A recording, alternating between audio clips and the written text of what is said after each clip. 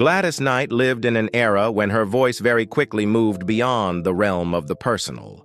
It was not merely heard, it was entrusted, used as a vessel through which a community could recognize itself, console itself, and speak in moments when it was granted very little space to speak at all.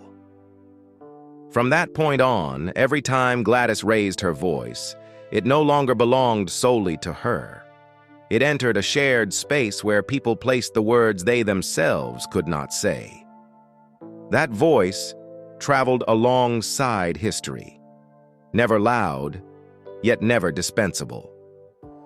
In years when America was repeatedly forced to confront who was allowed to appear and who was pushed to the margins, Gladys Knight stood present through a voice that did not need to assert itself, yet was steady enough for others to listen without her having to speak on their behalf. The title Empress of Soul emerged from that very context, not as a crown she chose, but as a position she was expected to carry. When a voice is relied upon for too long, the private life of the person behind it is gradually pushed out of view. And it is precisely within that blurred space that the most important question finally surfaces. When someone has grown accustomed to being a pillar for others, how many times is Gladys Knight allowed to be weak for herself? Gladys Knight was born in Atlanta in the spring of 1944, in a household where music was not entertainment but part of communal life. Her father, Merrill Woodlow Knight Sr., worked for the Postal Service. Her mother, Sarah Elizabeth Woods, was a nurse's aide. Both sang in the church choir. In a southern city structured by Jim Crow laws, the Baptist Church was one of the few spaces where Black Americans were permitted to exist as a complete collective. There, singing was not meant to beautify the service alone, but to hold the community together. Gladys grew up amid such gatherings, where a voice was understood as a form of responsibility. She began singing gospel at the age of 4 at Mount Moriah Baptist Church. No one called it the beginning of a career. It was simply how a child joined the shared rhythm of life. But Gladys's voice soon separated itself from the choir. It carried a density and composure far beyond her age, as if it were already accustomed to standing before others without being allowed to tremble. The adults in the church heard this long before anyone outside did. In 1952, when Gladys was 8 years old, she was brought to Ted Mack's The Original Amateur Hour, a national television talent program. The little girl from Atlanta stood on stage and sang Nat King Cole's Too Young. When her victory was announced, the moment was more than a prize. It marked the first time Gladys's voice was placed in a public arena, where it was seen, measured, and attached to expectations within an America that rarely extended such attention to a Black child. From that point on, her voice no longer belonged entirely to the family or the church. Within the Knight household, this shift was clearly felt. No one rushed to turn Gladys into an early symbol, but neither did anyone shield her from the current that had begun to open. When a birthday party for her brother Bubba was interrupted by a broken record player, Gladys, Bubba, her sister Brenda, and their cousins Eleanor and William Guest stood up and sang to fill the silence. The people in the room listened not out of politeness. They heard a musical structure already taking shape. Gladys's mother was the first to recognize it and urged them forward, not as a game, but as a group capable of moving beyond the family circle. They took the name the Pips, after the nickname of their cousin James Pip Woods. From then on, Gladys's childhood began to be measured in rehearsals, talent contests, and small stages scattered around Atlanta. She still went to school, still lived in a southern city, where skin color dictated countless realities. But alongside that ran another life, one in which her voice was continually placed before strangers. At an age when most children were still learning how to stay quiet, Gladys was learning how to stand still before a microphone and allow herself to be seen. The earliest tours took Gladys Knight beyond Atlanta, deep into the Jim Crow South. With the Pips, she entered spaces where a voice could open doors that identity could not. On stage, they were applauded. But when the music stopped, the group had to find different restrooms, different restaurants, different hotels, or sleep in the car because no place would take black patrons. That separation required no explanation. It was felt physically, welcomed while singing, pushed outside once the lights went out. It was on those journeys that Gladys's voice began to move beyond the church and small Atlanta stages into another network. Promoters, musicians, lounges, and recording rooms scattered across the South. There was no straight road to fame, only fragile opportunities, where one song might open one door while closing another. For Gladys, this meant that her voice was no longer merely a form of expression. It was beginning to be positioned as a resource, something others could use to build plans larger than herself. In 1957, when Gladys was only 13, the Pips signed their first recording contract with Brunswick Records. The early singles made little impact, but they carried the group into a different world. Recording studios, release schedules, and meetings with record labels in unfamiliar cities. At an age when many teenagers were still experimenting with who they might become, Gladys was already required to keep her voice steady, never allowed to drift from the image the market was beginning to assign to her. Each recording session became a lesson in repetition, sounding familiar enough to be recognized, yet different enough to remain marketable. There were nights when, after a small venue closed and the modest pay was hurriedly divided backstage, the group had nowhere else to go. The bus would pull into a parking lot, the engine shut off, and everyone would sit in silence. No hotel would accept black performers, and there was no money to argue.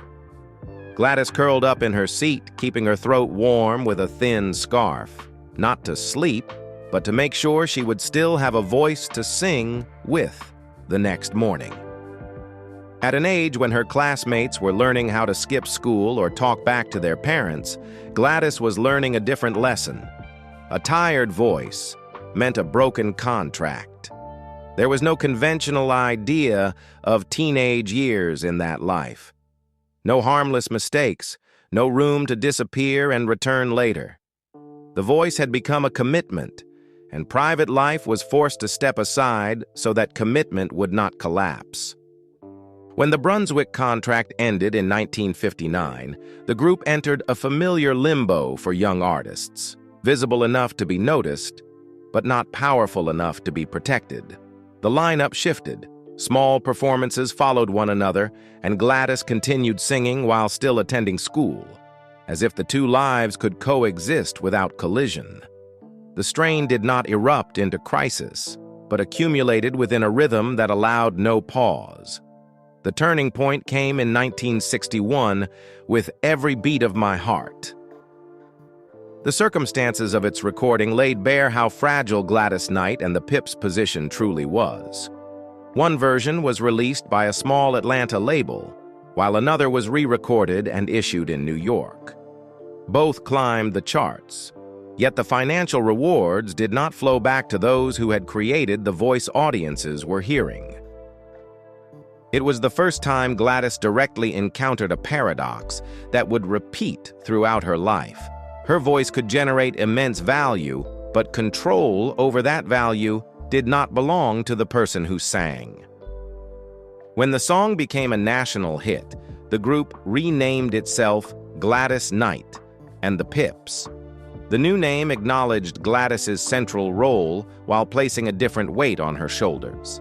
At 17, she was no longer simply part of a group. She was the reason the group existed. Every performance, every contract, every journey revolved around keeping that voice strong enough to open the next door. The early 1960s unfolded in an unstable rhythm. Recording and touring schedules were repeatedly disrupted by unavoidable gaps, yet the Pips still had to remain on stage to keep the machinery moving. When Gladys returned after absences, It was not an emotional homecoming, but a necessary reconnection so the musical structure could function fully. Her voice had become not only the artistic center, but the anchor that allowed the group to maintain its place in an increasingly unforgiving market. Their career settled into a new cadence, studio after studio, stage after stage, each appearance carrying the pressure of sustaining the presence they had fought to earn. There was little room to miss a beat. Each new song was not only an act of creation, but a test of whether that voice could still hold the entire structure together. When Gladys Knight and the Pips signed with Motown in the mid-1960s, they entered a system with a fixed hierarchy, where their role was not at the center of the spotlight. Berry Gordy had built Motown as a star-making apparatus, one in which every voice, narrative, and image was positioned before being presented to the public. Within that order, Gladys and the Pips were placed in a supporting tier, capable, experienced, but not the faces Motown intended to foreground. From that position, they were not only ranked lower in image, but subjected to a harsher operational rhythm. They toured more, recorded more, and retained less control than the label's primary stars. Even when songs performed well, decisions about release schedules, royalties, and revenue largely passed through the label before reaching the artists. Their time, too, was consumed as a resource, used, not protected. Gladys's voice did not submit easily to that role. The earliest Motown recordings quickly revealed a friction the system struggled to absorb. "I Heard It Through the Grapevine" surged first through the force of its recording and word-of-mouth reaction, moving faster than Motown's customary mechanisms of control. It spread on the sheer weight of the voice itself, full, deliberate, unwilling to soften. When the song topped the charts in 1967, it marked a victory not fully aligned with the label's plans. Subsequent releases, The Nitty Gritty, Friendship Train, If I Were Your Woman, and I Don't Want to Do Wrong, expanded that space further until Neither One of Us Wants to Be the First to Say Goodbye won a Grammy, placing Gladys in a position Motown could no longer dismiss, yet could not fully reshape. When Gladys Knight and the Pips were sent on tour with Diana Ross and the Supremes, Motown believed it was placing two pillars of the same system on one stage. The reality exposed a deeper contradiction. Diana Ross appeared as the image Motown had carefully constructed, slender, luminous, shaped by lighting and camera angles. Gladys entered that same space with something else entirely, a voice saturated with lived experience, memory, and the abrasions of reality. The two women did not clash through ambition. They collided because they represented two modes of presence Motown could not easily place together without disrupting order. Each time Gladys sang, audience response escaped orchestration. Her voice shifted the structure of the stage, not by being louder, but by carrying too much life to be flattened.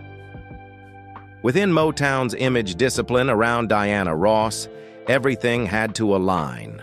Gladys's misalignment therefore became a problem for the entire tour. Diana's image depended on absolute control. Every step, every glance, every note had to fit a structure the label guarded as a living asset. When Gladys's voice refused to stay contained, the pressure did not fall only on Motown's star. It pressed against the very idea of how a black woman was permitted to appear in public. In her memoir, Gladys recounts Diana Ross requesting that they be removed from the tour. Berry Gordy later stated plainly that the voice was creating unwanted pressure on the label's primary star. These reactions did not stem from the same fear, but they touched the same point. Diana feared losing the form the system had assigned her. Motown feared losing control over a voice that would not function like a product. Between those fears stood Gladys Knight, a voice that could not be flattened and therefore could not be retained within a structure that survived only by fixed frames. From that point on, Motown grew silent in a different way. Recordings continued, tour schedules were filled, but the distance between Gladys's voice and the system around it became increasingly visible. Motown operated through image control, while Gladys's voice carried too much lived reality to be pressed into a predefined mold. When the system could no longer make that voice fit, the gap between them and Motown became impossible to conceal. In 1973, Gladys Knight and the Pips left Motown and signed with Buddha Records. The departure did not unfold like a breakup, but as a necessary step once the old space no longer matched the rhythm of that voice. Buddha was smaller, carried less glamour, but allowed them to decide how the voice would be placed within a recording, an intentional wager on the very element Motown had once regarded as a risk. Buddha promised no easier path. There was no image-making machine, no star protection system, and no ambition to turn Gladys into a consumable icon. What Buddha offered instead was agency in the studio, from vocal placement to song selection, rather than delivering a product already shaped in advance. This was not freedom in the romantic sense. It was a trade-off, leaving a system that guaranteed visibility in order to enter a space where value had to stand on its own. Midnight Train to Georgia emerged from that context as a reversal of convention. The song does not tell a story of ascent, nor does it dramatize failure. It speaks of a retreat chosen in order to preserve dignity, a decision rarely framed as victory in American popular culture. When Gladys sings it, she does not turn renunciation into tragedy, nor into a lesson. Her voice stays with the character at the moment he turns his back on a dream, and it is precisely this refusal to judge that shifts the song's entire center of gravity. The song's rise to the top of both the pop and R&B charts in early 1974 was more than a commercial success. It revealed something else. Audiences were willing to listen to stories that did not follow the familiar myth of progress, provided the voice carrying them was truthful enough. The power of Midnight Train to Georgia lay in Gladys allowing her voice to accompany that act of withdrawal, without judgment, without turning it into moral instruction. From that moment on, the measure began to change. Subsequent recordings were no longer forced to prove their ability to repeat a hit, but were heard as continuations of the same emotional terrain, where love offers no guarantee of salvation, where memory is not used for comfort, and where hope exists as an act of self-construction. Buddha did not remake Gladys Knight into a new star. They allowed her voice to establish a different standard, that the weight of music lies not in its explosiveness, but in its capacity to stay with people once the lights no longer point the way. In 1974, the soundtrack to Claudine, created with Curtis Mayfield, placed that voice within a specific social structure, the life of a Black American woman raising children in a system never designed to support her. From this point on, Gladys was no longer heard as a purely entertainment voice, but as an artist directly engaged with stories unfolding beyond the studio. European tours, particularly in the United Kingdom, received Gladys Knight and the Pips with a different seriousness. In London or Manchester, that voice was listened to as a living legacy, not a product being sold, but an experience that had accumulated enough life to stand outside any frame. By the late 1970s, Gladys entered the studio in a different form. Her name appeared alone on album covers, not as a declaration of separation, but as a practical reality. The Pips were no longer permitted to be there at the same time. Without the familiar cushion, each line had to carry its own weight. These recordings sound like someone long accustomed to standing within a crowd, now forced to stand in an empty room, where nothing shields either fragility or endurance. In 1983, Visions brought Gladys Knight and the Pips back into the central current of R&B, with Save the Overtime for Me reaching #1 and the album finding its place in a changed market. Yet what mattered was not the numbers. After years suspended between structures, the song signaled that the voice had found solid ground again, firm enough to stand without retreat, without the need to leap. 2 years later, in 1985, that voice entered a space wider than music. In a fundraising project for the fight against AIDS, Gladys did not represent a group or a genre. She represented a rare capacity of the human voice, to hold people together when fear and stigma threatened to pull them apart. After all the shifts, separations, and restructurings, a voice once used to tell private stories was placed into a public responsibility, as if history, once again, had found the right place to speak. It was in this state that the relationship between Gladys Knight and the Pips reached its close. It did not end in drama, but settled like a structure that had fulfilled its purpose. When All Our Love was recorded, everyone in the studio understood this was no longer a race to remain at the center. Love Overboard rose to #1 on the R&B chart and earned a Grammy, but the prevailing feeling was not triumph. It felt like a period placed exactly where it belonged, a way of leaving without breaking anything built since the days they were children singing together. When the tour ended in 1988, the Pips stepped away. There was no announcement, no choreographed silence, only a voice continuing to move through a suddenly wider space. When License to Kill sounded within the cinematic world of James Bond, a voice once tied to church and the stories of Black American communities stood abruptly within a global culture, where no one needed to know who Gladys was, only that the voice carried enough weight to exist on its own. The song's reception in Europe did not open a new chapter. It confirmed something long established. The voice no longer required a structure in order to be heard.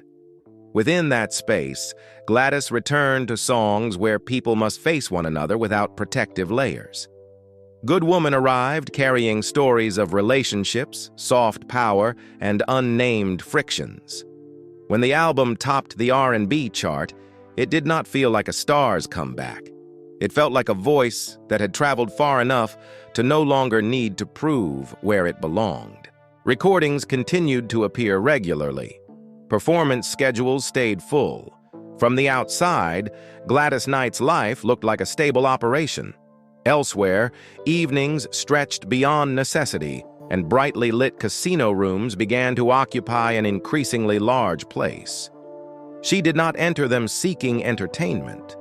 She entered them searching for a sensation unlike the stage, one where outcomes did not depend on whether anyone was listening. Gambling did not initially disrupt her work. It slipped quietly between flights, performances, and hotel interludes. Baccarat and roulette tables offered a different kind of tension. No voice required, no image, no need to carry memory or the responsibility of representation. Just a number, a card, a suspended moment while luck turned its other face. Over time, that space became a parallel rhythm. There, Gladys was not the Empress of Soul, not the voice of a community, just a woman standing at a table where winning and losing were decided without witnesses. That anonymity brought a temporary lightness, and it was precisely that feeling that drew her back. When the sums involved were no longer negligible, when time spent in casinos began to compete directly with everyday life, the addiction had progressed too far to be hidden behind tour dates or recording sessions. There was no public collapse, only a quiet realization that the place which once offered solidity was now slowly pulling the ground away from beneath her feet. In 1997, when Gladys Knight first acknowledged this in a conversation with People magazine, the public did not witness a scandal. They witnessed a fracture. The image of the Empress of Soul, the disciplined, devout woman who always stood firm, revealed for the first time a portion of a life that had long been kept sealed. Gladys did not tell the story to ask for sympathy. She stated a truth, that even the most trusted voices can lose their way when they are forced to live in isolation for too long. Turning to gamblers. Anonymous happened quietly. No cameras, no audience. There, Gladys did not sing. She spoke, and for the first time in decades, she occupied a space where a voice was not a condition for being heard. At last, emerged from that state in 2000. The album did not aim at the market. It carried the feeling of a voice steadying itself. When her first solo Grammy arrived, the moment did not feel like delayed compensation. It felt like a name being called at the right time, after the voice had crossed a stretch of emptiness without needing the lights to exist. At last, Gladys Knight did not enter the familiar orbit of legends who have completed their careers. There were no pre-packaged anniversary tours, no appearances designed to rehearse past glory. The voice continued to appear, but according to a different logic, more selective, slower, and no longer placing itself in spaces that demanded immediate emotional payoff. When Saints' unified voices took shape, Gladys did not return to gospel as a displayed spiritual refuge. The choir functioned as a disciplined structure, where the voice does not stand above others, but within them. The recordings do not chase climactic emotion, nor do they attempt to lift listeners in the familiar sense. They exist as a rhythm of living, steady, grounded, and not required to prove their meaning through external reaction. Gladys's public appearances during this period carried the same quality. When she sang at Michael Jackson's funeral in 2009, it was not a moment for music history to admire itself. The voice sounded measured, unshowy, unpossessive of space, present as a necessary element for the ritual to be completed. Here, Gladys did not represent the past or legend. She stood in the present, doing the precise work the voice was meant to do. Mainstream television programs, such as The Masked Singer or Dancing with the Stars, did not turn Gladys into a refreshed memory. She appeared not to surprise, but to affirm that the voice could still exist in other spaces without shrinking itself or repeating itself. That presence did not generate climax, nor did it need permission to be heard. When Gladys Knight stepped onto the Super Bowl stage in 2019, she carried no ambition to represent or to declare anything on behalf of history. The voice stood amid the noise and performed the minimal but irreplaceable task, giving the ritual its form, not through force, but through precision. Late honors, the Kennedy Center Honors in 2022, followed by the Grammy Lifetime Achievement Award in 2023, did not close the story. They arrived as acknowledgments administrative in nature rather than emotional ones, confirming that a voice had existed long enough to no longer need recalling. Gladys Knight did not receive them as an ending, nor did she use them to open a new role. She accepted them, then continued to step away from the center in the manner she had long practiced. At this stage, Gladys did not resist becoming nostalgia. She simply did not participate in the process. What she did showed a clear choice: to appear when conditions were sufficiently respectful and to withdraw when the space was no longer necessary. There was no effort to preserve an image, no need to remain in place in order to be remembered.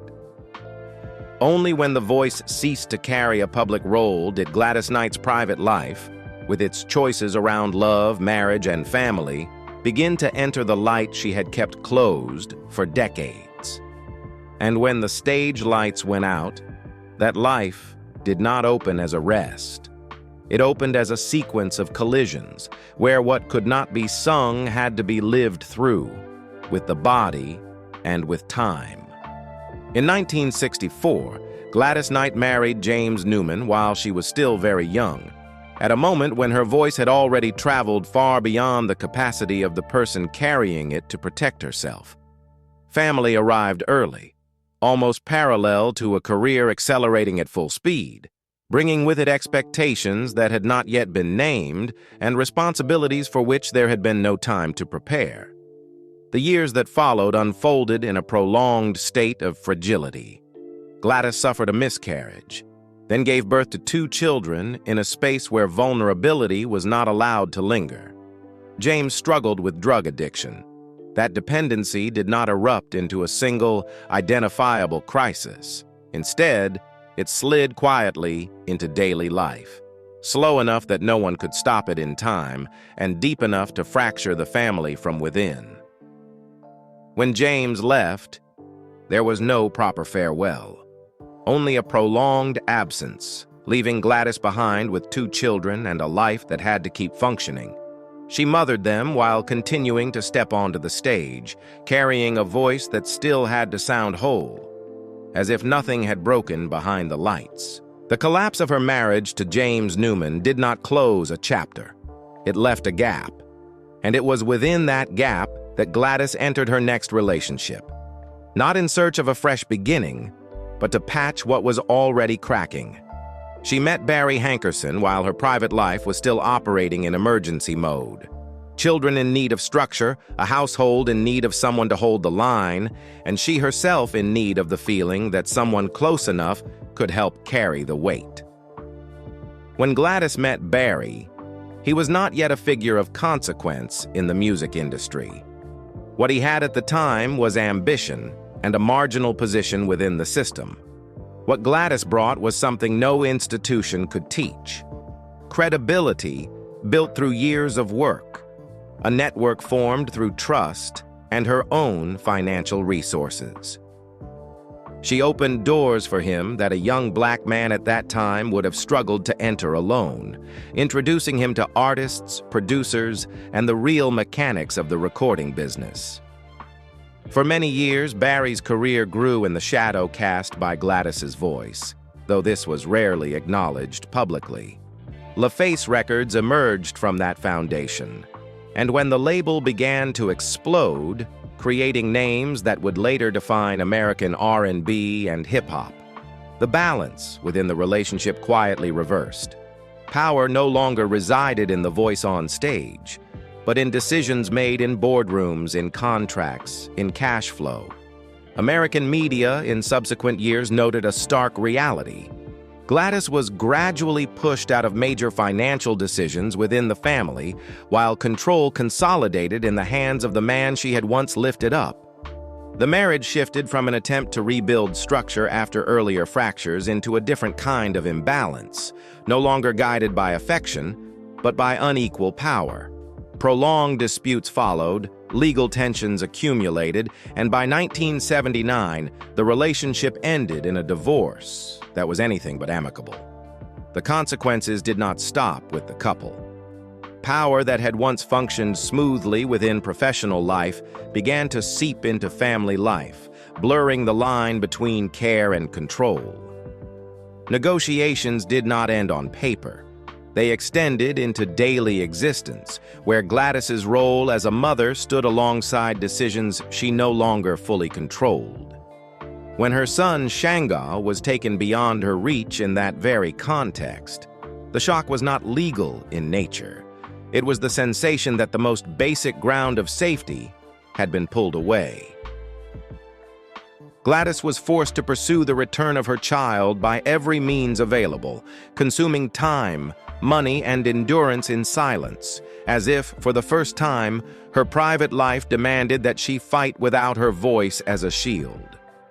This was also the first time the American public saw a Gladys Knight who could not control her own private space.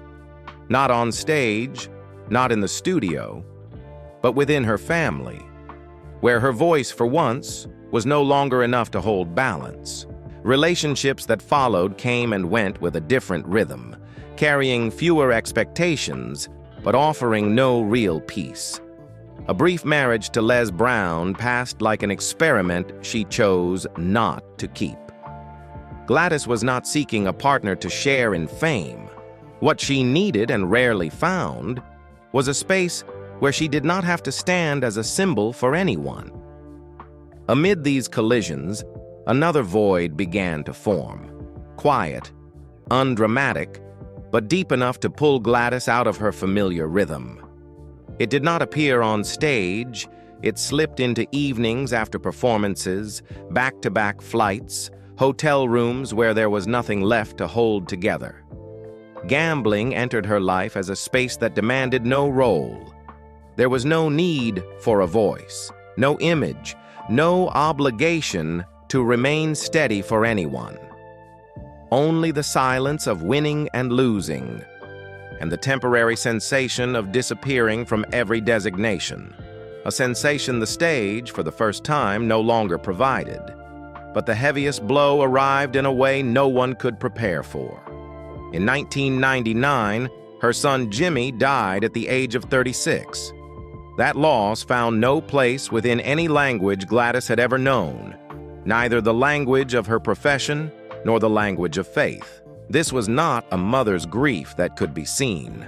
It unfolded on a level where all eyes became meaningless, where the last thing Gladys had kept entirely to herself was taken away before it could become public memory, before it could take the shape of ritual. There was no role to shelter in, no language to name it, and no distance left between the self she was and the absolute nakedness of loss. After that death, every form Gladys had once carried, artist, symbol, the woman who always stood firm, fell away, one by one, from usefulness. Not because they were false, but because they no longer helped her survive. For a long stretch of time, there was nothing left to hold on to, no voice to lean on, and no safe distance between grief and everyday life. There came a moment when faith did not enter Gladys's life as an explanation, but as a frame. Her deeper commitment to the Church of Jesus Christ of Latter-day Saints surprised many from the outside. But for Gladys, it was not a search for salvation or a change of identity. It was simply a place where things could be arranged into a minimal order, tight enough not to keep breaking apart, quiet enough for a person to remain with herself without having to play any other role.